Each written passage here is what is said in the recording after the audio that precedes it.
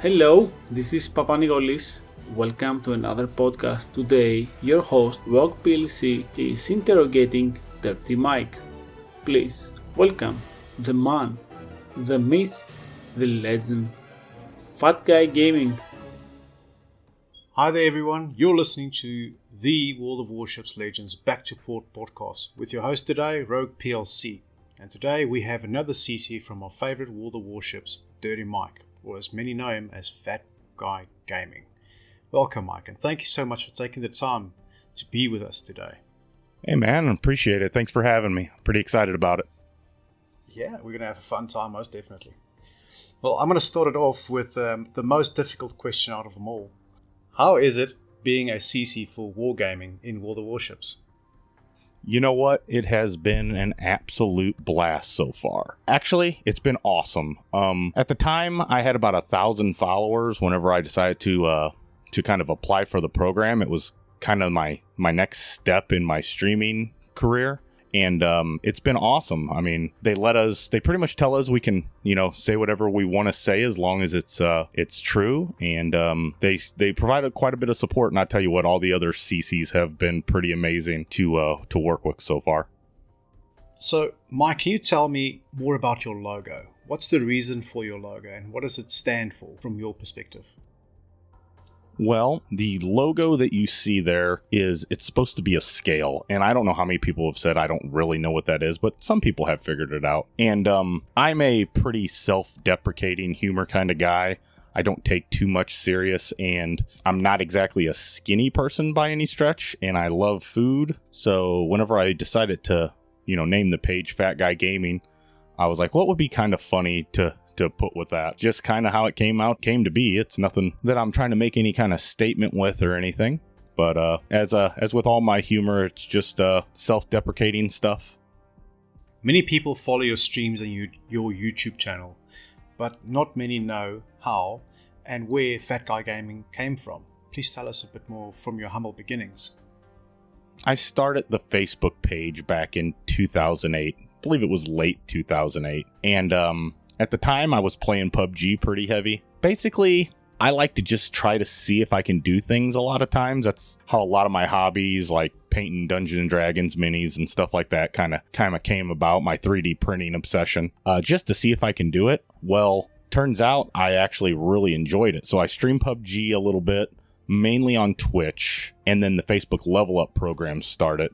And Twitch is a hard platform to get started on. Facebook seemed to make it a lot easier as far as, you got the groups you can get into and, you can share to push your stream out a little bit. And I did a lot of Battlefield 5, a lot of PUBG. But when I picked up World of Warships Legends, I just kind of saw it as a free game. I was like, you know what, I'll try it out, and got pretty hooked to it. And I went from about 200 followers to 800-900 really fast. And I said, you know what? I think this might be the game for me. And that's kind of where it went. I was around 1,000, little over 1,000 followers whenever Wargaming picked me up into the CC program. And now we're up to, just on Facebook, a little over 4,000. Plus we're pushing 500 on YouTube, a couple hundred on Twitch. Yeah, it's been a good ride so far. And World of Warships Legends has been a big part of that. As well, you stream almost daily. And not just World of Warships, but other games as well. What other games do you like playing? Right now, I don't really have, my favorite genre is MMOs. I used to play Dark Age of Camelot a lot. I used to play World of Warcraft a lot. There's not really any of those that have my attention, so I've been trying to do some shooters. I've been playing Vigor a little bit. Apex Legends, my nephew plays that, and I've been trying to play that with him. Valheim's got me really hardcore. I love the Viking stuff. Mordhau, man, that game is a smash. My problem is I get spread out because I want to play everything, and that's just not, with the amount of time I have to play, possible. When you guys see me live, that's when I'm playing. I hardly ever have time off stream to play.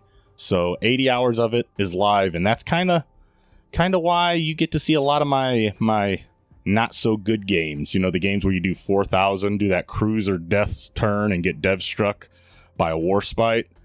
So you'll see some of those in there along with the really good games because of the amount I stream, and it's all basically live. I don't do as many video on demand as some of the other CCs do. You're kind of lucky with that, actually. Oh, yeah? Yeah, I guess a little bit. Still, you know, you still got a life living, you've still got work to do, so doing all of that with the hours remaining is quite spectacular. Well, I have a really lucky wife. I mean, she takes care of a lot. I've got a 7-year-old and a 5-year-old, and to be able to do a 40-hour job and stream for 80 to 90 hours a month, yeah, she takes a lot on so that I can do it. It's pretty awesome. I'm really lucky. Back to all the warships a bit. How do you perceive the current state of the game, and is there any additions or changes that you would make if you were the developer? Well, right now, I think it's an exciting time to be playing this game. We know CVs after the tests that just came up are going to be coming permanently within a relatively good amount of time.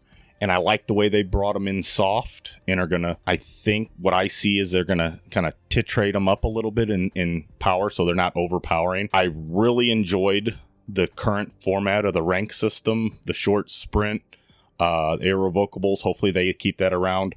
And I played Arena really hardcore. I liked that gameplay a lot because it was a full division and you had a lot of control over your own destiny in that. As far as things I'd like to see come into the game, I'd like to see some more spotting mechanics, spotting medals, things that award the more nuanced play that people will have. I'd like to really see some kind of a how-to or tutorial that explains some of the finer mechanics of the game, like oversaturation, for players that, I mean, we have a player base of, 120, 130,000 people. We only have small groups, and that's where it's being talked about. A lot of people aren't getting the info. A lot of people won't go as far as some of us do to look up the info. So I think it needs to be in the game in a section where you can just scroll over to it like you do Arena or whatever, a how-to, and explain things like armor angling and stuff. Yeah, kind of like something small, just with a small tutorial.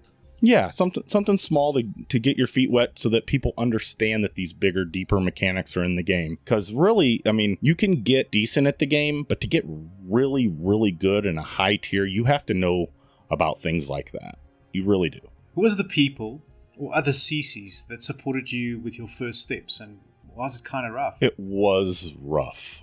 So when I first started, I was literally had my mic on a TV tray. I had my camera on a different TV tray. You know, I had cameras or cables going all around. I didn't know what bit rates were. I didn't understand. I still don't really understand social media that well. I'm still learning that. I've watched Spartan, Elite 43 a lot, T-Bull. These guys are super helpful. If I ask them questions, like in the community contributor Discord, those guys have been awesome. Real big shout out to WarpigX Actual, because I met him whenever I still wasn't in the community contributor program. We hit it off really well, and being able to have somebody that you're good friends with, that you can banter with, really helps grow. People want to see that.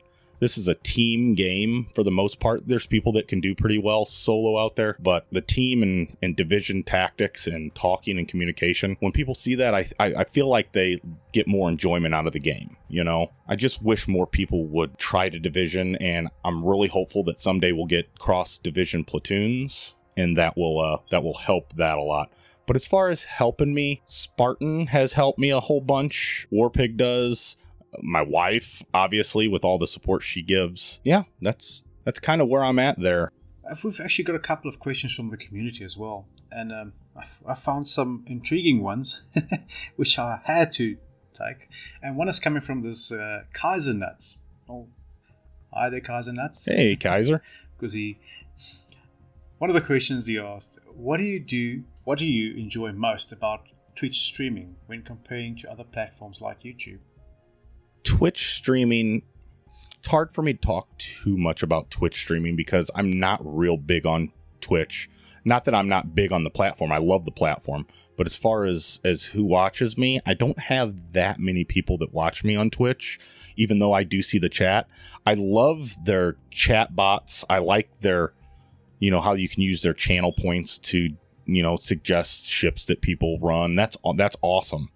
Their ability to incorporate your audience into your stream is awesome. Their Twitch extensions do really well at that. Also with Twitch, they have the in-platform clip maker that you can just touch a button and it'll mark a timestamp on your clip, which allows you to go back within their browser editor and find that moment right away. It's really useful for video editing. I really suggest people check that out if they're looking to grow a Twitch channel and looking to make videos on demand. It's a great editor.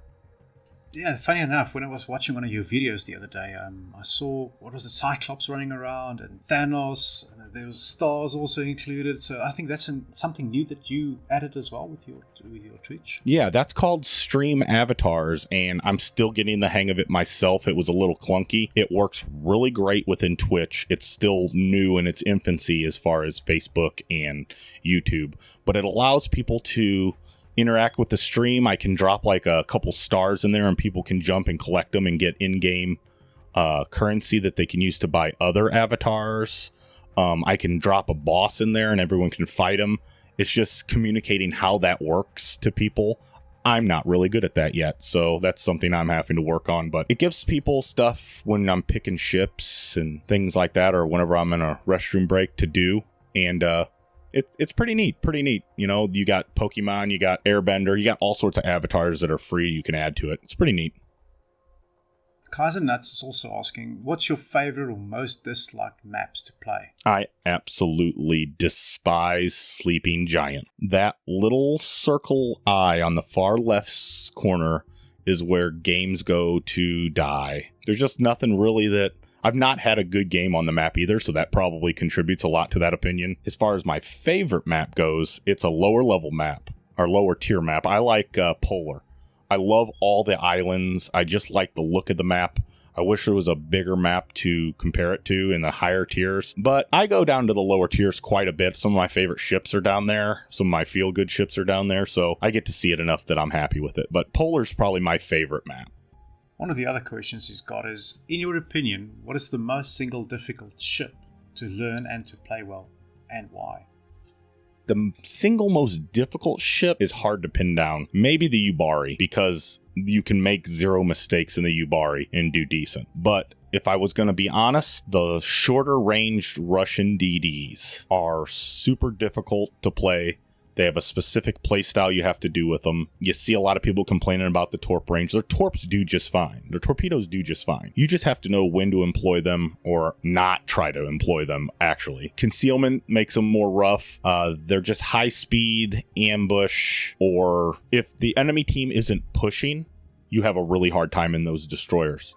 Because if they're not pushing, they're never going to get within 4.5, 4.4 or 4.5 clicks to be able to use your torpedoes. But when you do have a good game in them, it feels really good. Plus, if you use your guns, and if you're not afraid to use your guns, you're going to do well. Yubari, though. Yubari. I'm going to go with Yubari. That ship's got a special place in my heart. Tactic Angel. Now, I do believe you know this specific I do. person. And he's asking, Mike, is there anything else on Arby's menu that is really, really good, other than the beef and cheddar? I tried the classic buffalo chicken sandwich and wasn't really impressed. I would also be open to other fast food recommendations. Okay. As far as other fast food recommendation, O'Reilly's Big Buford is one of the best sandwiches there is out there. It's just tasty, and their fries in the peanut butter oil are, I just order extra fries, but I'm Fat Guy Gaming. What are you going to do? As far as Arby's goes, they've had this Bavarian beef and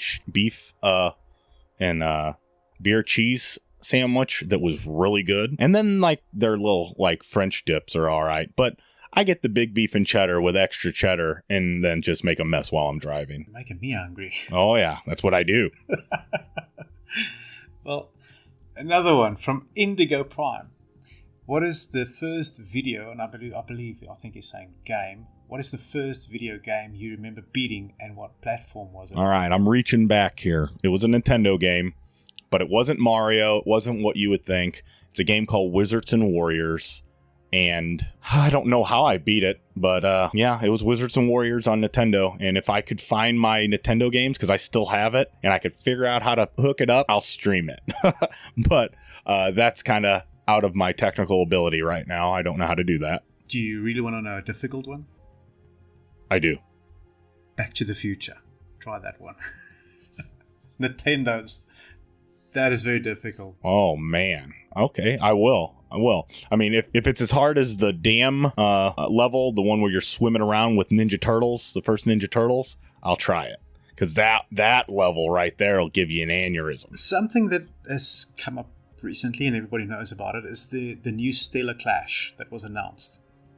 Now, I'm fond of it. I love the skins and everything, but what is your take on it? I mean, I've read as much as everyone else has as far as it. I did when I ranked out today. One of the rewards was that the Stellar box, and I was able to pull the Galissonier skin out of it, and I absolutely adore it. That skin looks amazing. So I'm really hoping I get to get the Pensacola one also. So the skins are going to be awesome. As far as the actual game mode, I'm pretty excited about it. I like the idea of kind of sounds like a last man standing, but you also have player versus environment, like alien things going on. It's going to be fun. I'm excited to try it out. But the skins, I love different skins. I got really into the Transformer skins, all the different like Belfast skin, and I really like the Hipper one. So that kind of stuff doesn't pull me out of the immersion of the game like it does some people. I know there's a large section of our community that's not real big on all that kind of stuff. But as far as I go, I love it. I absolutely love seeing that stuff. Yeah, one thing I noted when I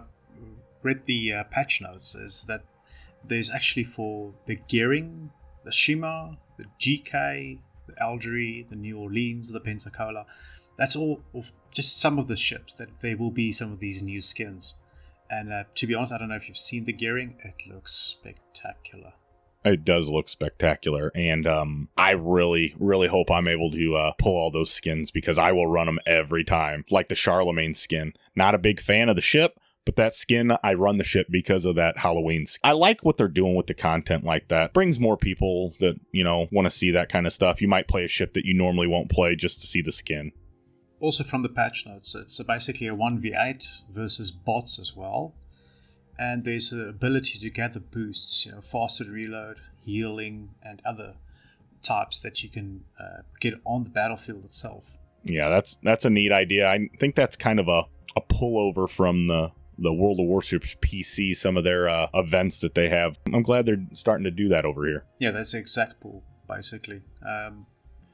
One thing I did notice is that you have to get a certain medals for every 3 days, and that will get you the currency that you'll have to utilize to get the new destroyer, which from what I understand is very good as well. Nice. Yeah. I'll be investing heavily into that. You'll be seeing me play that as much as I can play. Me and Warpig will be grinding that stuff out.